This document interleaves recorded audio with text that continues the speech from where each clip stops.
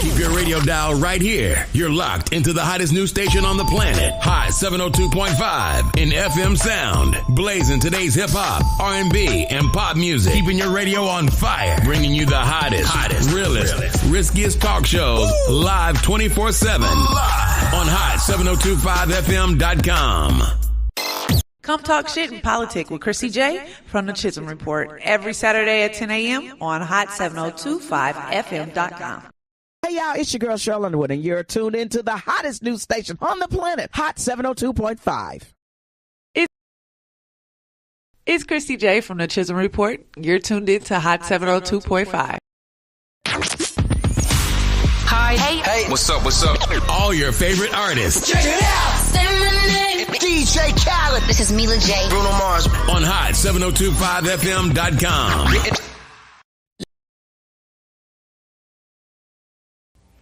This is Kristen Gamer, and you are tuned into my mom, Kristie J. Tune in now on hot7025fm.com. Yeah, election time's coming. Who you gonna vote for? Yeah, if I was president, I'd get elected on Friday, assassinated on Saturday, buried on Sunday, they go back to work on Monday. If I was president,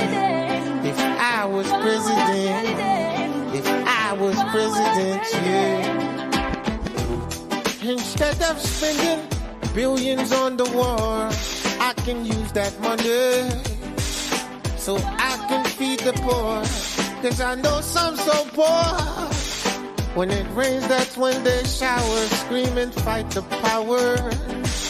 That's when the vulture devours. If I was president, I get elected on Friday, assassinated on Saturday, buried on Sunday, they go back to work on Monday. If I was president,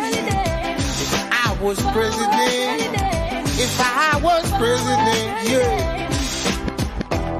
I know some soldiers that sleep but they can't dream, wake up with screams, sounds of M16. So take this medal of honor for your bravery. I wish you the best, kid, you and your family. If I was president, I get elected on Friday, assassinated on Saturday, buried on Sunday, they go back to work on Monday. If I was president,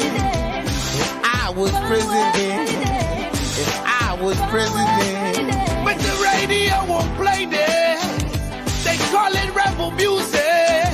How can you refuse it? Children of Moses, tell the children the truth. It's not all that bling that's diamond. Tell them the truth. Most of y'all wear cubic zirconium. Tell them the truth, yeah. Your soul is worth more than diamonds. If I was president, all blacks, I have reparation, no segregation, feed the nation so there's no famine. Muslims, Jews, Christians, with all whole hands every week on the beach. Party by the sand, word up.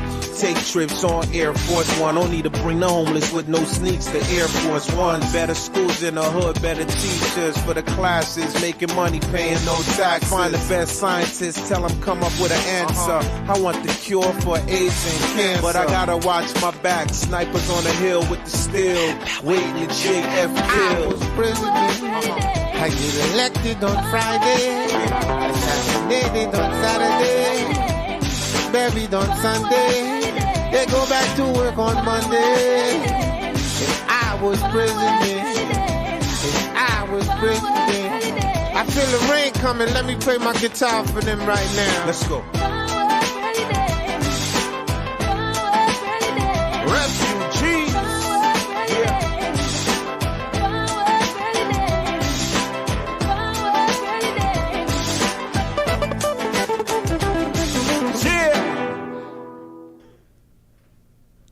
Good morning. This is Kristie J, and you are in with the Chisholm Report. I appreciate you guys sitting in and talking to me every Saturday at 10 a.m. to talk this shit in politics. I have a degree from Southern University, Baton Rouge, Louisiana, in political science, and also a business management degree. I'm excited to be able to bring information to you guys about government, politics, and policy that also play a part in everyday life. So first, let me just say Happy Mother's Day to all the mothers out there. I am not a Mother's Day person. Even though I have a child, I normally reflect on the fact that I don't have my mother, and it bothers me. And I also reflect on things that I would say that, you know what, each year how people go into their anniversaries of their job, like how did you evaluate yourself? And it's never, even though people tell me I am a great mother, it's never to my standard. So happy Mother's Day to all those mothers out there who are out there striving to do better at each and every year. And I hope you reached your goal of motherhood and love and support that you get on those days. People who do not celebrate holidays and stuff like that, and you want to be alone, leave those people alone. Let them be able to endure that holiday how they want to. Don't force it upon them. It just makes issues worse. I want to go ahead and jump into local news and go into the threats that we've been having here in Las Vegas, Nevada. CCSD they issued some information last week in regards to social media threats, and we have a clip. Let's go ahead and go into it. Mother is breaking her silence for child abuse investigation at a local elementary school. A special ed teacher is hitting multiple students as a form of discipline. 8 News Now education reporter Joshua Piguero takes a closer look at this lawsuit. The principal element was Okay,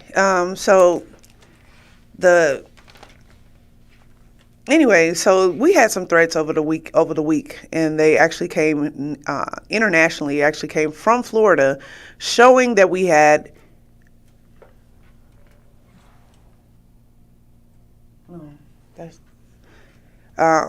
I'm so sorry, you guys. Give me just a moment to be able to get my clip up.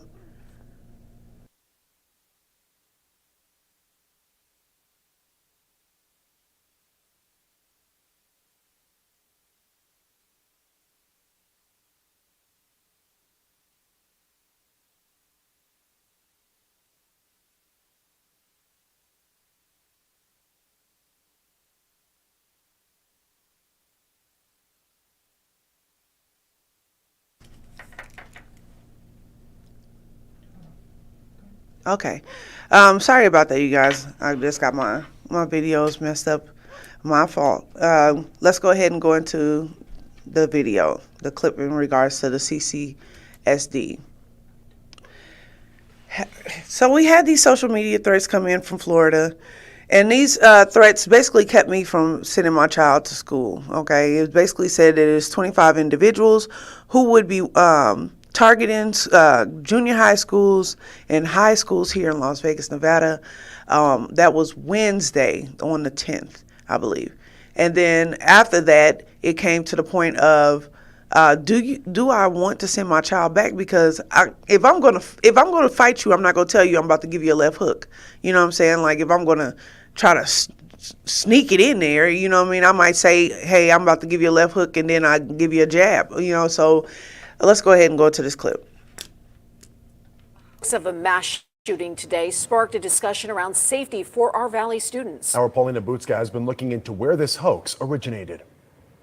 A social media post circulating nationally has many parents and CCSD on high alert. This post making its way from Florida all the way to the Las Vegas Valley, claiming May 10th will be the biggest mass shooting in school history. CCSD school police, along with Metro Police, acknowledging these threats were a hoax, but strongly called on parents to do their part. We have a lot of threats going around right now, and it's important that parents are aware of the activity that their children are involved in online.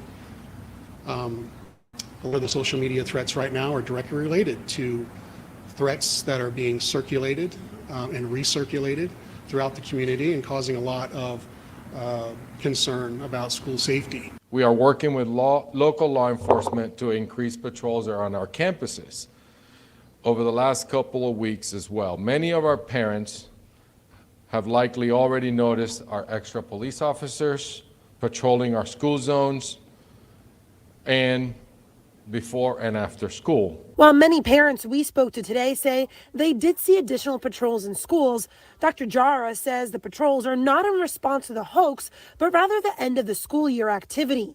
Tonight at 6, hear from parents who decided to bring their kids to school, but they still have other concerns. For now, reporting in Las Vegas, I'm Paulina Butska. All right. So that was a threat. So the actual email stated that there was 25 individuals who were going to basically start a mass shooting at 25 different locations. This scared me because, once again, I even had a conversation with my brother the other night, and we were talking about how, them trying to ban the AR-15s or the semi-automatic weapons, stuff like that or whatever, how it's a spiraling hole going down until they're taking everything. My argument is not about you having your guns, okay? I don't care anything about what gun you decide to have. He showed me a video of this man talking about a helicopter with guns on it and saying that the helicopter was a real war weapon, and that people that haven't gone to war don't know anything about a war weapon. No, I don't. I've never been to war, and I doubt if there's one dude in Chicago that got a goddamn helicopter. Okay, so the problem is that the shooting is happening. It's not the weapon. Okay, so I don't give a damn about which weapon it is. The problem comes in is when you see these manifestos and you see this shit all over the internet of how they could have been able to prevent this shit because this person had mental issues, or this person had shit posted on fucking Twitter or Facebook and the rest of the shit. You know what I'm saying? Like, that's the issue I have, is that why do we keep wanting to talk about the issue that's not the issue?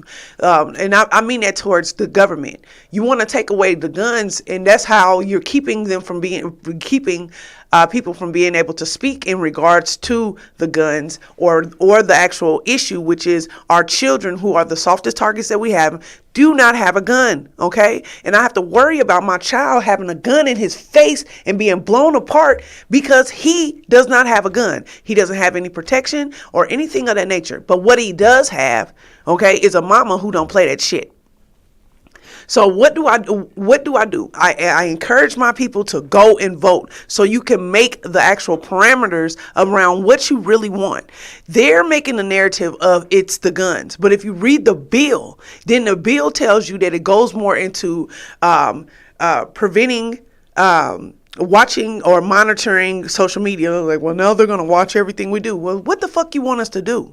Okay, because it's not an argument of the gun. Keep your damn gun. I don't care. Okay. Yes, there's only 6% of the so-called shootings of this year who have been used with automatic weapons. So what? The whole purpose is each one of them had a fucking problem, mental issue, and had manifestos, and their parents knew they were fucking crazy, and everything else all over the internet. And nothing was done in regards to this. People going on Snap and walking into the school and doing it, okay? That's the biggest issue I have with this, okay? So then in the same breath of them talking about threats going into school, we just lost $32.6 million going into the school budget. I know you guys saw all week that they talked about, oh yeah, they're going to put $2 billion in the school district. Yeah, that's because we're losing $32.6 million into this program. Okay.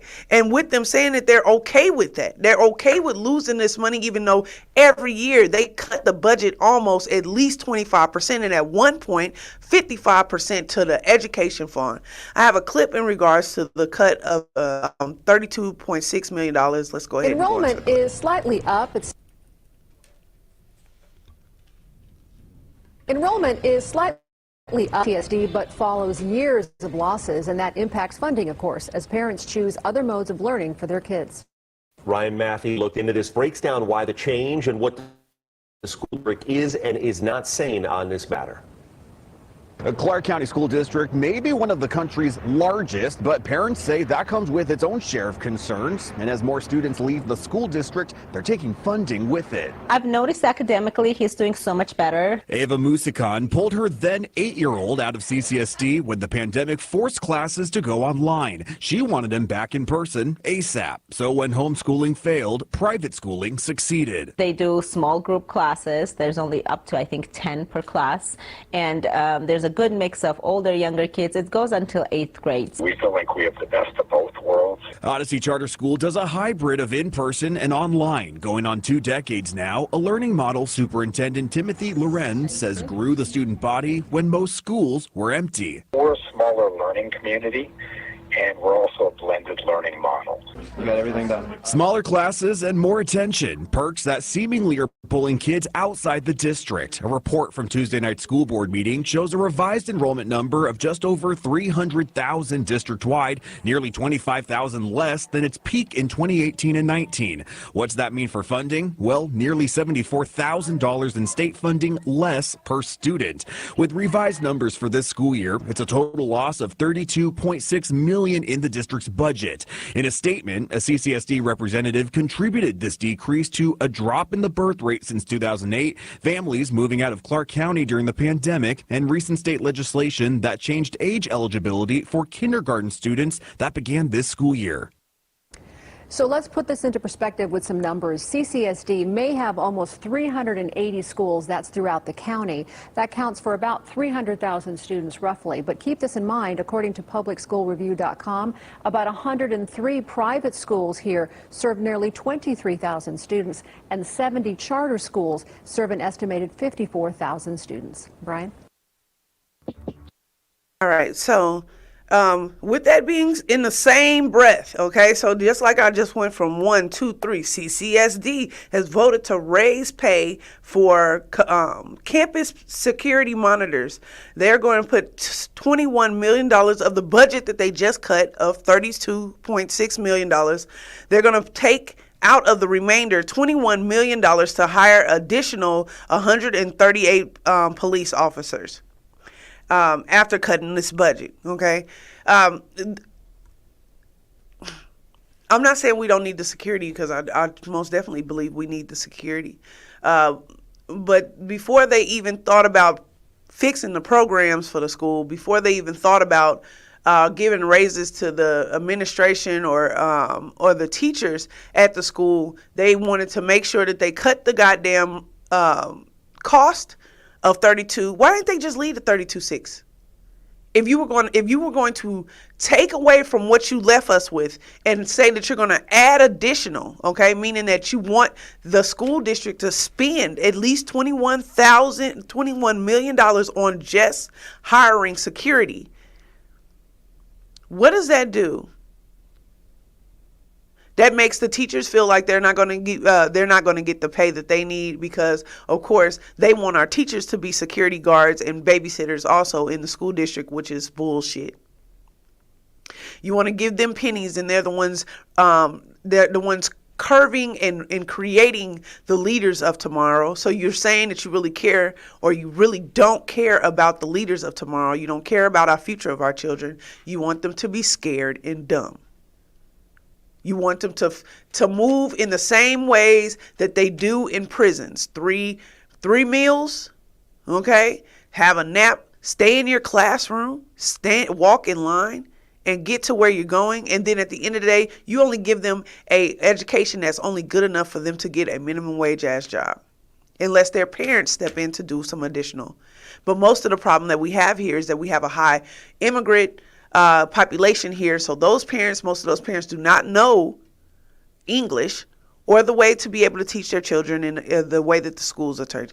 I can't even do the math that they do anymore because of the way that they're teaching it today has the kids confused, and then they bring it home and I'm teaching him the old way and he's getting in trouble for doing it the old way. Not that the answer's right. And I will never understand that. Not that the answer is right, the way that he got to the answer. They say, show your work. He shows his work. She says it's not the way I showed him. He gets an F on the paper and every problem is correct. And this is the issue that I have with CCSD.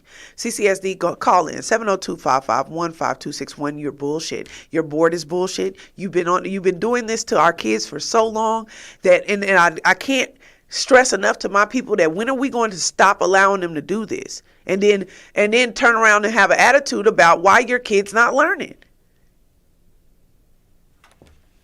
All right, so that's that with it.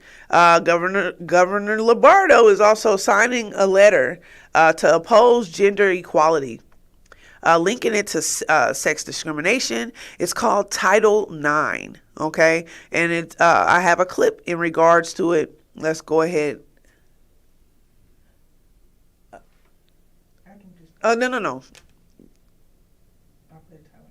Okay, thank you.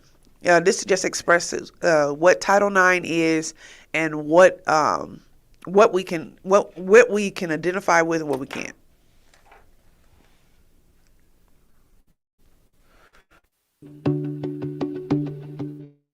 Title IX is a landmark federal civil rights law that prohibits sex discrimination in education. It's not just about sports. Title IX also addresses sexual harassment, gender-based discrimination, and sexual violence.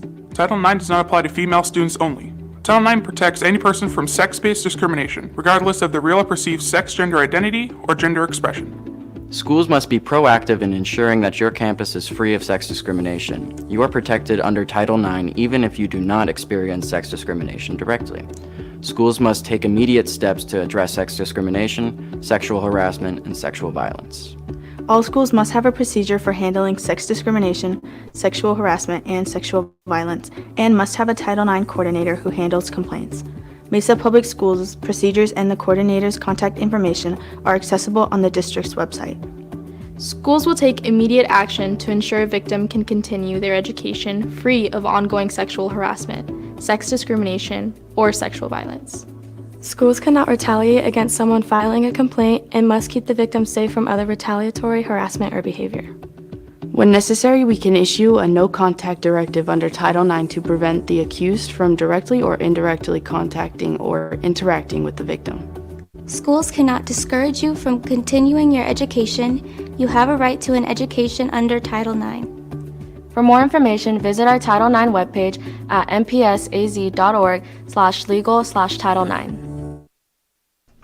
Okay, so this is Title IX.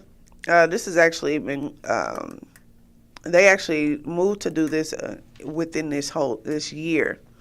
The problem that I have with this is that as soon as they started talking about sex discrimination, they start talking about schools. Okay. I'm actually really tired of the fact that they are pushing that over race discrimination, over everything else. Like I'm sitting here arguing about the amount of school funding going into this, and the argument we're talking about is sex discrimination in elementary schools.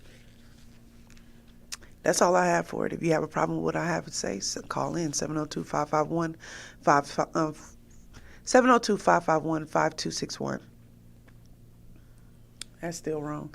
702-551-5261. All right. And my last local news, I thought this should be funny. There's a sex club in the southern part of Las Vegas, and the neighbors are kind of upset. They say it's a lot of twerking and a lot of gyrating at this house at a residential home, and they want somebody to do something about it. I do have a clip. Let's go ahead and go into it. But first, a fight against what neighbors are calling a sex club. South Las Vegas neighborhoods say it has taken over their entire block, and they are fed up. Hello, and thanks for joining us live at 11. I'm Trisha Keene. Alyssa Beckford to the area and explains why the property has the county's attention. For most of each week, this house in South Las Vegas sits quiet and unoccupied. But when Friday and Saturday roll around, things get busy. Guests visiting the property enter through this back gate trying to be discreet. But neighbors say they believe what's going on inside is X-rated and they want it shut down. At first glance, this South Las Vegas home seems like any other, but residents say there's too much human interaction going on behind closed doors. It's a very strange vibe in this neighborhood.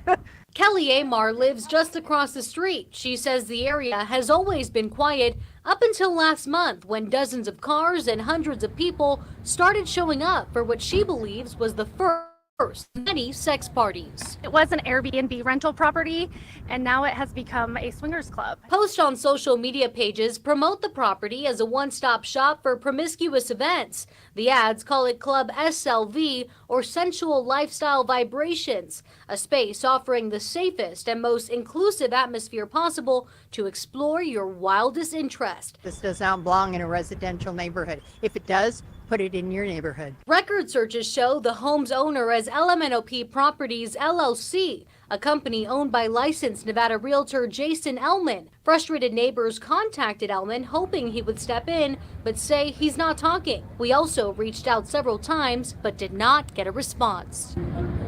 Former Clark County District Attorney David Roger explains any residential property operating as a business is likely in violation of code, and it's only a matter of time before it's shut down. Whether there's prostitution going on in there or it's swingers that are paying a fee to go meet other swingers, it's still illegal. Clark County Code Enforcement confirms officers have been to the property several times, even posting this cease and desist letter on the garage for violating the zoning ordinance. That notice has since been taken down. Meanwhile, the options and calendar of events for Club SLV continue to expand. Now I know everything about swingers clubs. Like I know I can teach a course. Aside from what's going on inside, neighbors say party favors are spilling into the street, such as condoms, liquor bottles, and other trash. The people themselves haven't been terrible. They've just been loud and partying a lot, but we're worried about what could come in. Neighbors say they have no problem with people doing what they want in private. They just don't want Club SLV so close to home. Meantime, the county had no comment other than to share the matter is under investigation. I think they were mad because they weren't invited. Mind your business, okay? I don't think that they should be having sex clubs in the middle of the neighborhood, but if they are, mind your business, okay? They said that they're doing it in the middle of the night. Your children shouldn't be out playing baseball at like 12 o'clock at night or nothing. So I wanted to know, are you open on Saturdays? You know what I'm saying? Like, you never know. You might want to do some advertising with the radio station. We are doing some promotion. So come on over, SLV, and talk to us about plans for us to be able to help you promote those parties. Let's go into national news. This next clip that I have talks about the connections between the Allen, Texas shooter and basically just all of the mass shootings that's been going on that's racially charged. This is a long video, but I'm not going to play all of it. I'm going to play maybe like 3 or 4 minutes of it, 4 minutes. But it is most definitely important for us to hear the connections. Let's go ahead and go into the clip. Tonight, NBC News is verifying some of what are basically the worst fears about the apparent motivation behind the gun massacre that happened this weekend in Allen, Texas. And there's so much that is disgusting and unsettling about these latest killings, including sort of what they connect to. You might remember it was a year ago this week that a gunman motivated by white supremacist, racist ideology went to Buffalo, went into a supermarket in a black neighborhood in Buffalo and killed 10 African Americans in that market. That was a year ago this week. That killer claimed he did that he massacred all those people in that supermarket. He said he did it because of the Great Replacement theory, which you can hear all about on the Fox News channel. He said he did it because of the Great Replacement theory and because of white genocide, which you can hear all about on right-wing talk radio. He killed 10 people and injured even more people than that. He got, in February this year, he was sentenced to 11 life sentences. That Buffalo attack, again, was a year ago this week. Also, the connection to Allen, Texas. Allen, Texas is where this latest massacre was this weekend. Allen, Texas is also where the shooter was living from the El Paso massacre. Allen, Texas is where the guy started his road trip to that Walmart in El Paso in 2019, where he shot and killed 23 people, almost all of whom were Latino. Again, the killer there ranting that he did it because of the Great Replacement theory, popularized on the Fox News channel in primetime. Well, now today in Allen, Texas, we're learning more about the apparent motive in killing all these people this weekend. It is not a subtle thing. The gunman is believed to have recently posted this photo online. This picture and others like it appear to be him, appear to be pictures of himself from a couple of weeks ago. You see some of his nice, fresh tattoos there. NBC also reports that he had a long social media record online that included rants against Jews, against women, against racial minorities. NBC News also reporting that he posted a bunch of stuff online from white supremacist influencers, including the one who recently was apparently invited to Mar-a-Lago to dine with the former president at his South Florida home.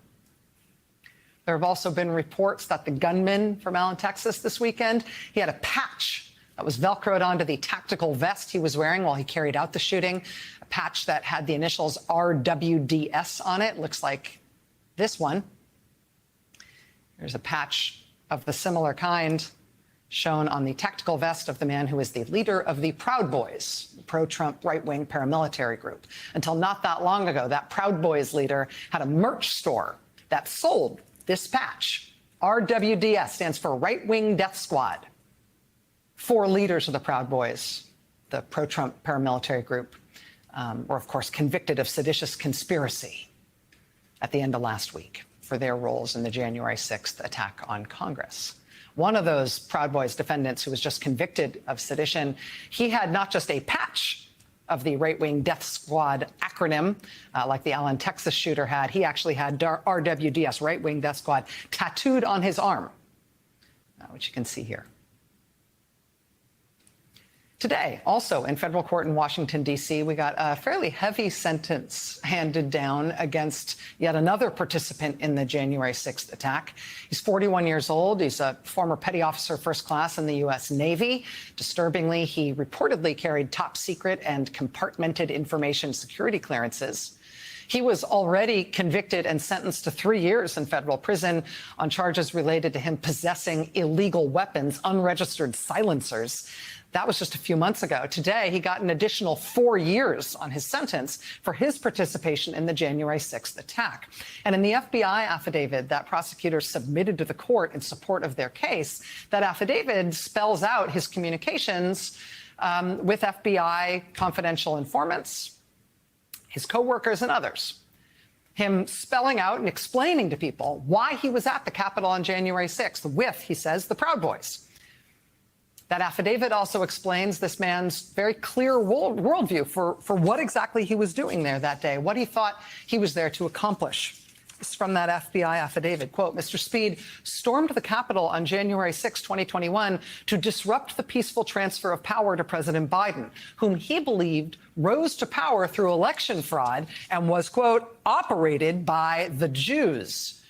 Mr. Speed was willing to act corruptly to achieve his goal and stop the certification, in part because he felt so passionately that he needed to defend himself and the United States against the country's Jews. He did not want the person he saw as a puppet of the Jews to take power.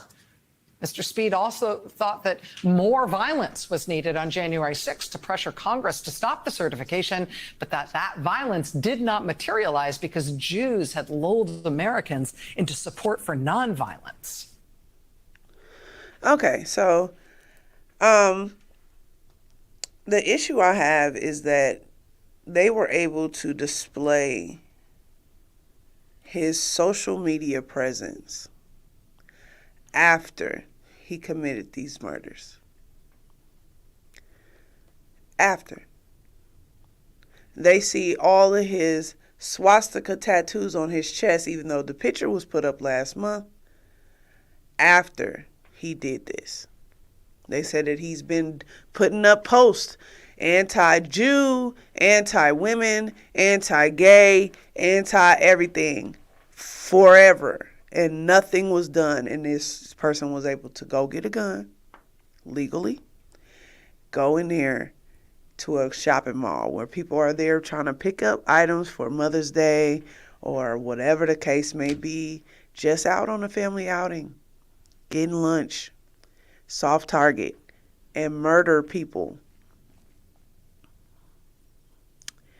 And it's okay because this happens every week, so we don't care. Next week we got a new one. Let's go ahead and figure out. Let's start saying, let's guess where the next mass shooting's gonna be, right?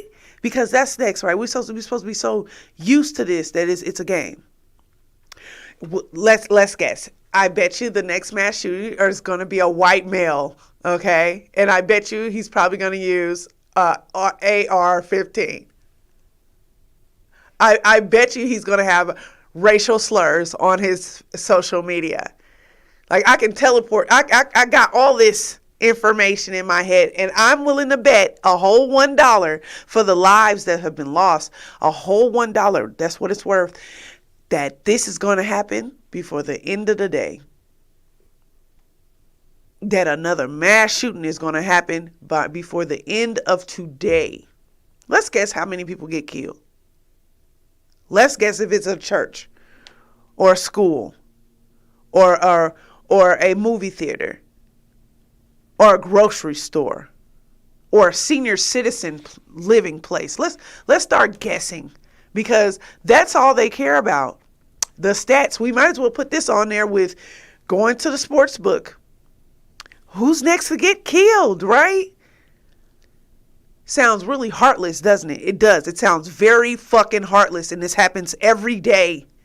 And all we do is talk about it. Nothing's being done. And the same people that was like, well, I don't want any more mass shootings, but I don't want them to take my guns. Thanks for holding us up and making sure that the next person that gets killed, tell that to their family while they lay there and have to identify their bodies. I don't want them to take my guns. I don't have a problem with, I got a whole bunch of stuff on my page that says that I am black as fuck, okay? That I am all for my people's empowerment, that I am all for women, that I give love and send love to the gay community. I'm not totally for the additional extra shit that's going on, but I do send love. Okay, all that stuff is on my page. I don't give a fuck if you go to my page to go look at, to see if I'm saying, I need a gun today, okay? First of all, what the hell you need the gun for? Let's slow it down. What do you need the gun for? Why do you need it today? Okay? I don't have a problem that if I want a semi-automatic gun so I can, because I just want it, okay, and I'm not a threat, and I'm not going to go do something to somebody, I don't mind them taking a look into my shit to make sure that I'm not a terrorist. Homegrown. Only people that I can see that will have an issue with that. I'm not saying to do it on every last gun, because there is a lot of handguns that's been used in these shootings. I'm saying that there are certain guns that you really just don't need. And you can't name off these wonderful, other than the fact of protecting your family, which I totally understand, and that I'm with you. Okay. Recreational, you just want to be able to go and shoot your gun because you want to be able to buy a gun, no problem. I don't have a problem with that. You're a law-abiding citizen who don't have any threats, or you don't have hate or animosity towards a group. I don't have a problem with that. But if you have a thing on there and say, I hate Jew babies, let all the nigger boys die. I hate gays. Women are our downfall in this country. There's a problem here. There's something we should be looking into. And not just, okay, well, afterwards, after he murdered all these people, look at all this information and stuff that we've found now. Look at all this info. Thanks a lot. I bet you those people who are laying in the morgue are so happy that you are now looking at their social media after the threat has now been canceled. It bothers me, y'all, because all of that goes right back into the fact of now my children have to do in-place drills for mass shootings. Now we have to think about all the additional places that we go and you have to keep your head on a swivel. All right.